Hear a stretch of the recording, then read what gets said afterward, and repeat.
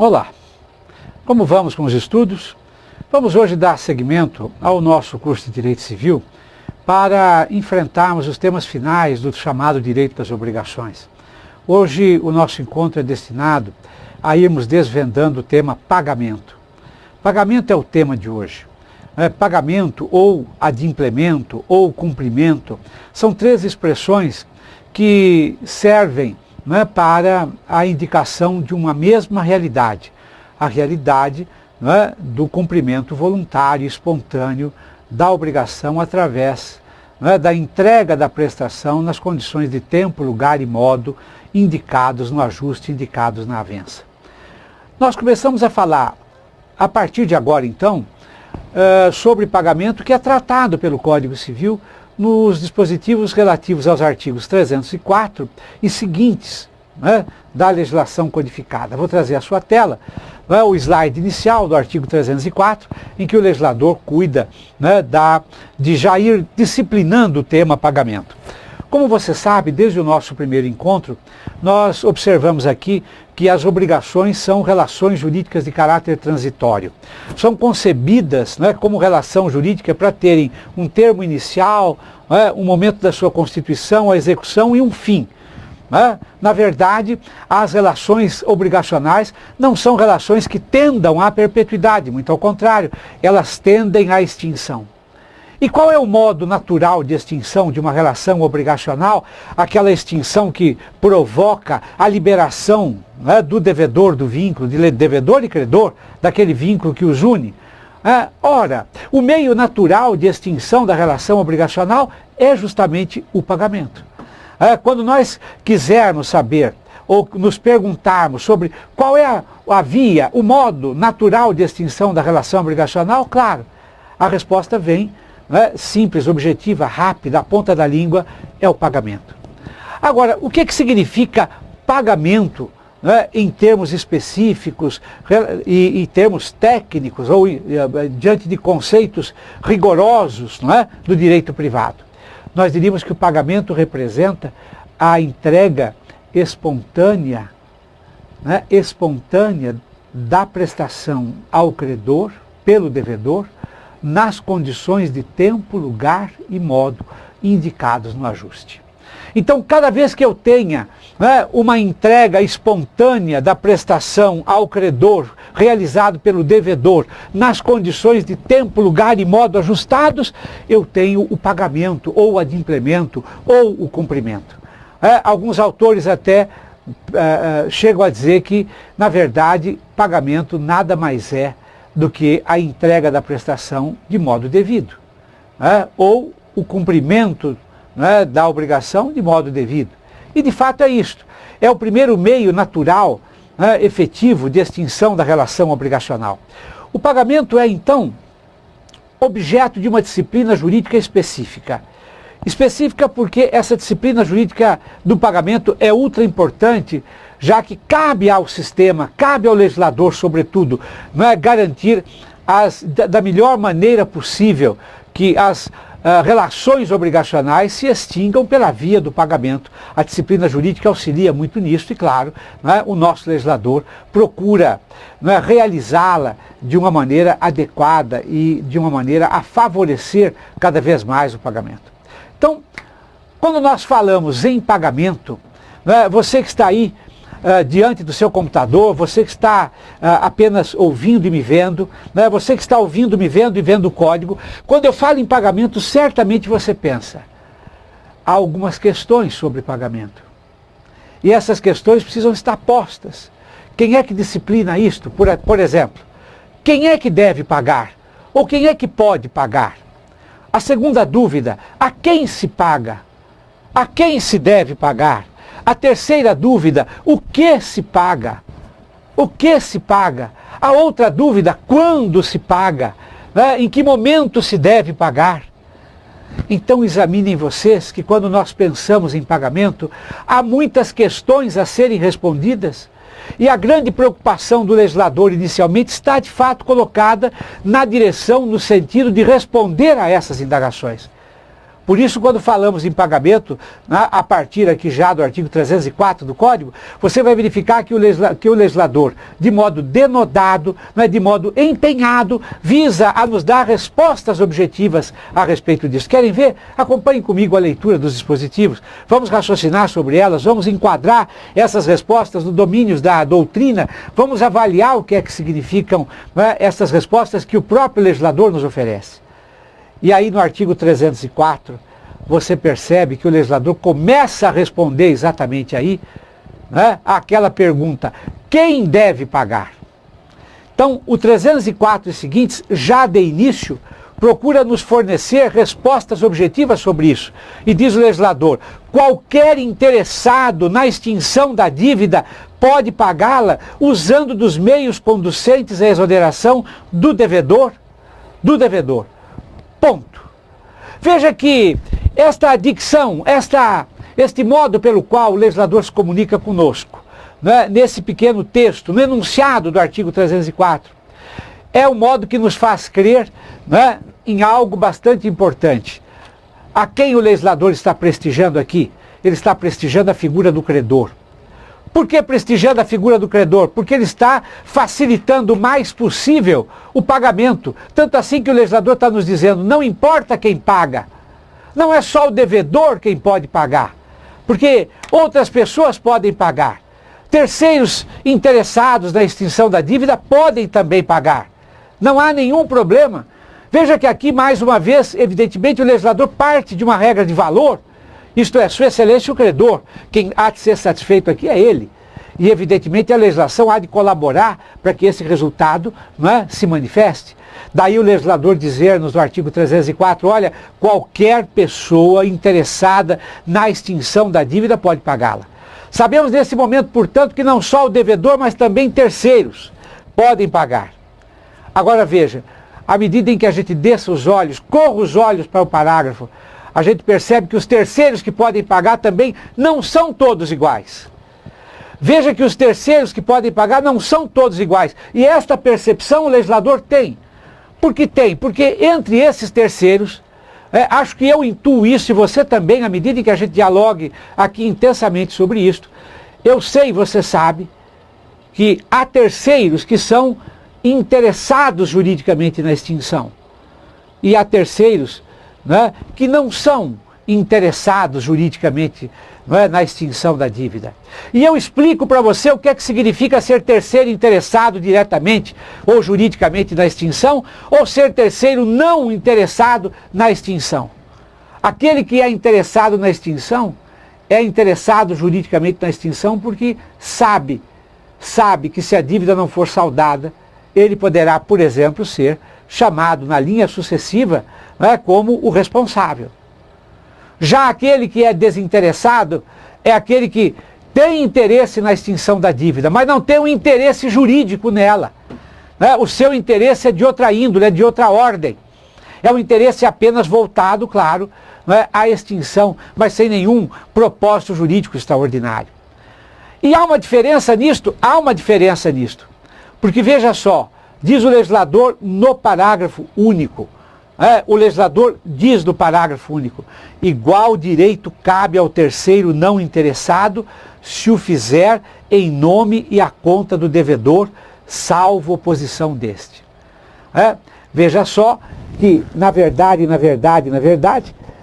aquele que quer pagar, mesmo não sendo devedor, poderá valer-se de todos os expedientes judiciais necessários e possíveis para realizar o pagamento, ainda que o credor se oponha. É o que está dito no caput do 304. E esse terceiro que pode se valer desses meios, que meios conducentes são esses? Meios judiciais como a consignação em pagamento, por exemplo, de tal modo a forçar o credor a receber. O terceiro pode valer-se disto quando há resistência do credor. E esse terceiro quem é? Tanto o terceiro interessado quanto o terceiro não interessado. Igual direito caberá ao terceiro não interessado. Ok? É óbvio que aí apenas numa dada circunstância, esse terceiro não interessado não poderá ir além e forçar o pagamento. quando o próprio devedor se opuser. Quando o devedor se opuser a este pagamento, então, claro, esse terceiro, né, não poderá valer-se dos meios que o conduzam à liberação forçada do vínculo. Mas, de um modo geral, o terceiro tem uma posição correlata à do devedor e pode também pagar a dívida, pode também entregar a prestação, né, ao credor de um modo geral. Continue acompanhando, né, a leitura que estamos fazendo. Veja o artigo 305. O legislador vem aqui com um terceiro não interessado para nos dizer: o terceiro não interessado que paga a dívida em seu próprio nome tem direito a reembolsar-se do que pagar, mas não se subroga nos direitos do credor. Veja que no dispositivo anterior, né, isso é importante ressaltar, o terceiro, né, de que fala o legislador aqui, seja ele interessado ou não, é aquele que paga a dívida em nome do devedor, em nome à conta do devedor, não em nome próprio. Este que paga em nome à conta, portanto, vai receber do sistema, inclusive, a possibilidade de forçar o pagamento através dos meios próprios.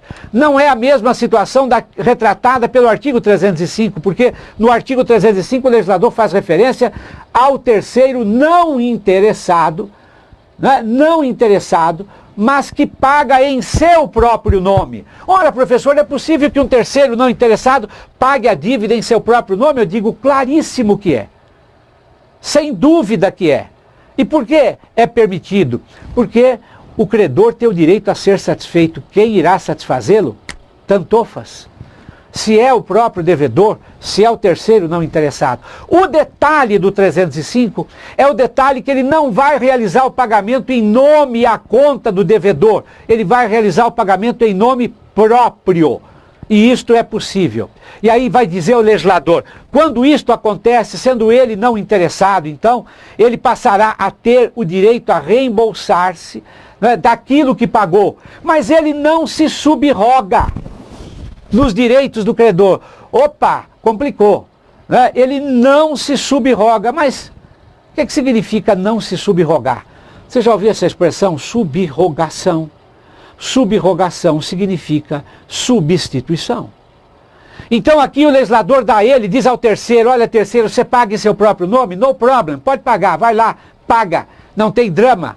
Facilitamos isto para você porque o credor quer receber e não importa de onde vem o dinheiro.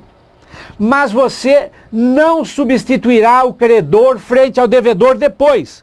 Você não terá, né, um crédito do mesmo quilate que tinha o credor a quem você pagou. Você poderá reembolsar-se, mas não terá o igual direito do credor que você acaba de pagar. Olha, professor, mas em que o credor poderia ter um direito diferente? Eu digo, olha, o credor, por exemplo, poderia gozar de uma garantia específica daquele crédito. Ele poderia gozar de uma garantia. Aquele terceiro não interessado que o pagou, todavia, terá direito a reembolsar-se, mas não terá esse direito com a garantia de que dispunha o antigo credor. Porque, em verdade, ele está pagando em nome próprio, né? Ele está assumindo, por assim dizer, alguns riscos, e ele não vai substituir a figura do credor, porque se ele se subrogasse na condição do credor, aí sim, ele teria o crédito com garantias, com tutti quanti, favorecia o antigo credor. Neste caso, não. Neste caso, ele paga e apenas ganha o direito ao reembolso. O reembolso daquilo que pagou mais despesas. Veja o parágrafo único do 305, então, em que o legislador diz, se pagar antes de vencida a dívida, esse reembolso vai ficar postergado para a data do vencimento. Se ele se antecipa e paga antes do vencimento, ok, no problem, fique à vontade, pague assim também. Nenhum drama. Todavia, você só vai poder exigir o reembolso do devedor a partir da data do vencimento da dívida. O que parece justo, não? Para você, para mim, para qualquer pessoa. Vejamos agora o artigo 306, em que o legislador diz, o pagamento feito por terceiro com desconhecimento ou oposição do devedor não obriga a reembolsar aquele que pagou se o devedor tinha meios para ilidir a ação. Aqui no artigo 306, você tem uma situação maravilhosamente interessante. Porque, veja, está se cogitando aqui de uma situação em que o terceiro vai lá e paga, né, quando há desconhecimento do devedor quanto a este pagamento ou quando há oposição do devedor quanto a este pagamento. Perceba uma coisa, o fato de o devedor se opor ao pagamento o impede? A resposta é não. O fato de o devedor se opor, olha, eu não quero que você pague, esta oposição do devedor não tem eficácia direta sobre o terceiro, que poderá ainda assim, apesar dela, pagar. Olha, professor, mas é uma violência, porque o devedor, de repente, pode, né, ter alguma defesa, alguma exceção possível. É por isso que talvez ele esteja lutando para impedir que o terceiro pague a dívida. Eu digo sim, mas por isso mesmo o legislador do 306 diz, olha, devedor, não se apoquente, não fica nervoso, não se chateie com o fato de o terceiro poder pagar, ainda que contra a sua vontade. Sabe por quê?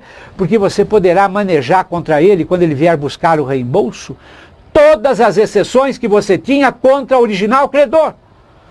Então, devedor, não esperneie, porque você não sairá perdendo em nada, em absolutamente nada, porque diz o artigo 306, o pagamento feito por terceiro, né, com desconhecimento ou oposição do devedor, não obriga a reembolsar aquele que pagou, se o devedor tinha meios para elidir a ação. Então, se ele tinha, por exemplo, uma possibilidade de compensação contra o credor, ele poderá esgrimir contra o terceiro. E ele não é prejudicado em coisa alguma nesta matéria. Percebe como o legislador pensa em tudo? Percebe como ele permite que o terceiro ingresse naquela relação, no momento final para pagar, ok, nenhum problema, mas ele também guarnece a figura do devedor. Ele não cria um caso maior. Então veja só, o artigo 307 é um artigo importante, porque é também, dentro daquele contexto de quem pode pagar. O legislador no 307 nos lembra, anote aí, só terá eficácia o pagamento que importar transmissão da propriedade quando feito por quem possa alienar o objeto em que ele se constituiu. Ok? Só quem possa alienar, é óbvio.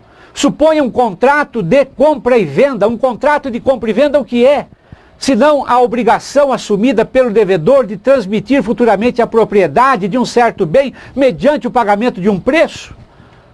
Ora, mas quem é que pode transmitir a propriedade? Quem é que pode ser o responsável pela tradição? Somente aquele que era o proprietário, que estava, portanto, legalmente autorizado a fazê-lo.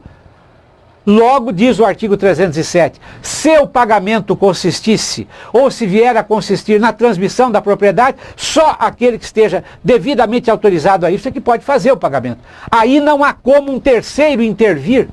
Um terceiro não pode intervir, para, digamos assim, proporcionar a entrega, a tradição de um bem que não lhe pertence a benefício do credor. Então o 307 é, por assim dizer, uma espécie de exceção às regras anteriores, porque aí não haverá possibilidade de um terceiro se imiscuir na relação. Daí porque o parágrafo único vai dizer, se der em pagamento coisa fungível, não se poderá mais reclamar do credor que de boa fé a recebeu e a consumiu, ainda que o solvente não tivesse direito de aliená-la. Temos que tomar cuidado com a exceção que diz respeito ao bem consumível. O bem consumível você já sabe, é aquele que é entregue para a consumo e a vida da consumo, that's over. Não há como repetir o pagamento, por assim dizer, e esse parágrafo único é uma exceção cabível, claro, ao dispositivo do artigo 307. Agora, perguntamos-nos também, como lá desde o começo desse nosso encontro, se eu devo saber quem deve pagar, quem pode pagar, e essa resposta o código já me deu, eu também preciso saber a quem eu devo pagar. E a resposta a isso nos é dada pelo 308 e seguintes. E vem o legislador e diz assim, olha, o pagamento deve ser feito a quem? Ao credor ou a quem dê direito o represente, sob pena de só valer depois de por ele ratificado, ou tanto quanto reverter em seu proveito. Ora, pois, me parece óbvio o artigo 308, não lhe parece? Eu tenho certeza. A quem eu devo pagar? Óbvio, né? Ao credor, ou no mínimo, né? senão isto, no mínimo, a quem formalmente o represente, o seu mandatário. E este é um cuidado, né, que o legislador já está basicamente aqui fincando, né, e está avisando. Né, esse é um cuidado que deve ser tomado pelo devedor. Né, é ele quem deve ter o cuidado de saber a quem pague. Por isso a lei já diz, pague ao credor. Ou se não a ele, ao menos a alguém que possa representá-lo especificamente e que tenha, claro, poderes para tanto. Né? Isto é uma necessidade. Mas veja, muitas vezes o devedor vai realizar um pagamento a um credor, né, diante de quem, e pelas circunstâncias, ele tem quase a total certeza, né, de que seria aquela pessoa mesmo o credor. Ele é induzido pelas circunstâncias a presumir, a crer, afinal de contas, pelas aparências, pela aparência da situação, que aquele indivíduo seja o credor, e ele vai lá e paga a dívida, e quando vai ver depois, aquele não era efetivamente o credor. A figura do erro, né? Mas em razão de uma série de circunstâncias que permitiram a dedução de que havia naquele cidadão a quem ele pagou a aparência de ser o credor. É a figura do credor aparente. Aquele que as circunstâncias indicariam a priori que este indivíduo fosse o credor, quando em realidade ele não é. E o que acontecerá se o pagamento for feito nesta circunstância? Perde-se o pagamento? Não. Olha o que diz o artigo 309. O pagamento feito de boa-fé ao credor putativo é válido ainda provado depois que não era credor. Esse credor, que é o credor aparente ou credor putativo, a expressão putativa aqui é empregada num bom sentido, né? No sentido de ilusório, no sentido de imaginativo, né? Ou do credor imaginário, né? Por assim dizer. Então, o pagamento feito ao credor putativo, ao credor imaginário, né? Pode até valer, se o devedor o fez em boa fé e se diante das circunstâncias havia todo um clima favorável à aparência da condição de credor. Então você, por exemplo, era devedor do espólio de alguém, você sabe que fulano era filho dele e foi nomeado inventariante. Você tem para si que ele é herdeiro, foi nomeado inventariante, ele lhe procura, você paga. Dali a 2 dias você fica sabendo que ele, como herdeiro, foi excluído da sucessão, não é mais herdeiro. Não é mais herdeiro.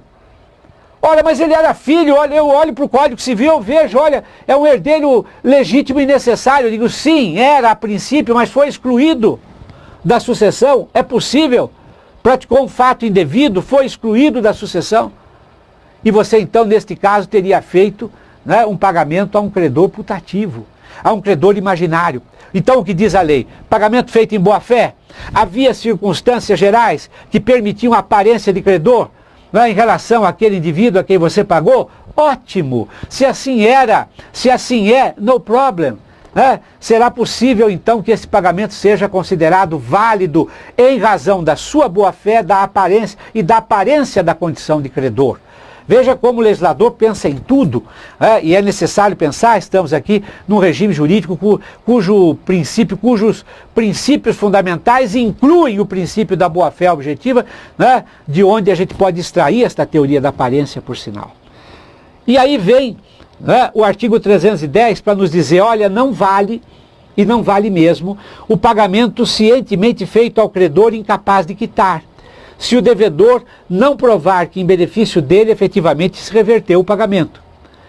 Ora, é preciso então que o credor seja capaz? Eu digo sim.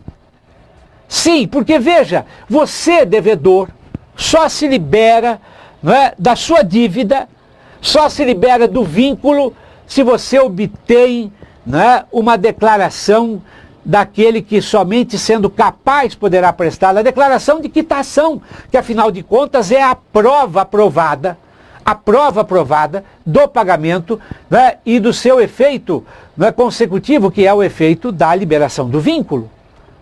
Daí porque é preciso que se trate de pessoa capaz aquele que recebe. Por isso o legislador vai dizer, não vale o pagamento cientemente feito. Cientemente é conscientemente feito ao credor incapaz de quitar, se o devedor não provar que em seu benefício reverteu-se aquele pagamento. Portanto, está encalacrado em problemas aquele que conscientemente sabe que o credor é incapaz e ainda assim realiza o pagamento, hein? Está encalacrado, está em problema. Ok?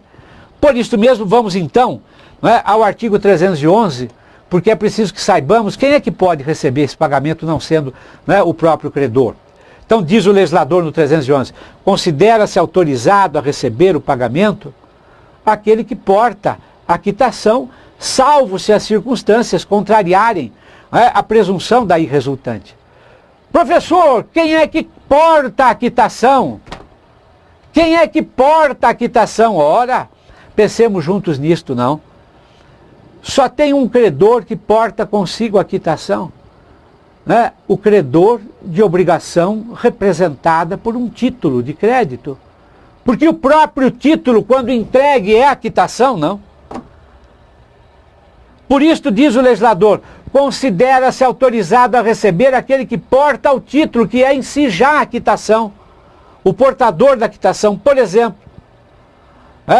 Se não houver qualquer circunstância capaz de enodoar, né, de complicar, de tornar um pouco mais obscura aquela situação. Mas a priori aquele que porta a quitação deve receber, né, e aí ele deve ser pago. Não pode haver dúvida, né, relativamente a isto. Então você vai percebendo que o legislador vai, né, disciplinando isto de uma maneira, né, objetiva, matemática, lógica. Olha o caso do artigo 312, por acaso. Olhe lá. Ainda continuamos discutindo aqui a quem se deve pagar.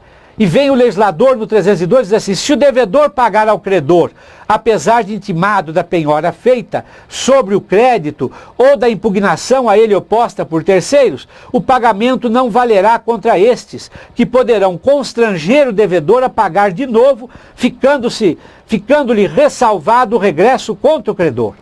Então compreenda, né? Compreenda bem. Leiamos juntos outra vez. Né? Se o devedor pagar ao credor, apesar de intimado da penhora feita sobre o crédito, crédito é valor, lembra? Conversamos já sobre isto por aqui. Crédito é valor, é um bem. Valor presente de resgate futuro. Crédito é um bem, ele pode ser penhorado. Então, se o devedor pagar ao credor, apesar de intimado da penhora feita sobre o crédito, ele vai lá e paga ao credor, quando ele sabe que o credor está sendo executado e aquele crédito foi penhorado, ele vai lá e paga diretamente ao credor. Então, se o devedor paga ao credor, apesar de intimado da penhora feita sobre o crédito, ou da impugnação a ele oposta por terceiros, o pagamento não valerá contra estes. Estes terceiros, não poderão ser afetados, que poderão constranger o devedor a pagar de novo. Porque aqui vale a regra, pagou mal, paga duas vezes. Você sabe que a sua dívida está envolvida num crédito de terceiro penhorado. Ora, então você não pode adiantar-se pagar o credor, porque há, evidentemente, já há sobre aquele crédito o constrangimento de uma penhora, ou a constrição realizada por uma penhora, e aí o seu cuidado deve ser todo. Se pagar é melhor consignar do que pagar diretamente ao credor nessa circunstância. E aí o legislador não perdoa. Você paga ao credor, mas isso não vai satisfazer os terceiros. E aí, caríssimo, a sua possibilidade é pagar outra vez, como diz o artigo 112. E é isso que ele ilustra para nós. Ok? Então veja bem, nós agora já estamos aqui perfeitamente adequados, assentados na resposta a perguntas importantes, aquelas duas perguntas máximas no campo do pagamento: quem paga e a quem se deve pagar. Essas duas questões estão mortas pelo legislador na disciplina objetiva, clara que ele tem na lei. E nós já as vimos essa disciplina integralmente e já estamos cientes dela, já estamos preparados para esta resposta. Já sabemos que não somente o devedor paga, mas também terceiros, terceiros interessados, terceiros não interessados. Os interessados se subrogam no crédito, os não interessados apenas terão direito a reembolso, né, como nós vimos. Vimos, né, por outro lado, que é preciso também tomar esse cuidado em relação a quem se paga, só o devedor, né, ao devedor se deve pagar, ou a quem legitimamente o represente, né, sob a pena de enfrentamento de grandes problemas, conforme a gente tem visto até esse instante. Ok? Já estamos com essas duas questões plenamente respondidas. Eu quero que agora você vá relaxar, tome uma água, um café, relaxa, porque voltamos já já para prosseguir falando de pagamento. Vamos nos reencontrar brevemente para, né, concluirmos os nossos debates sobre pagamento. Então, fique bem, grande abraço para você, até mais ver.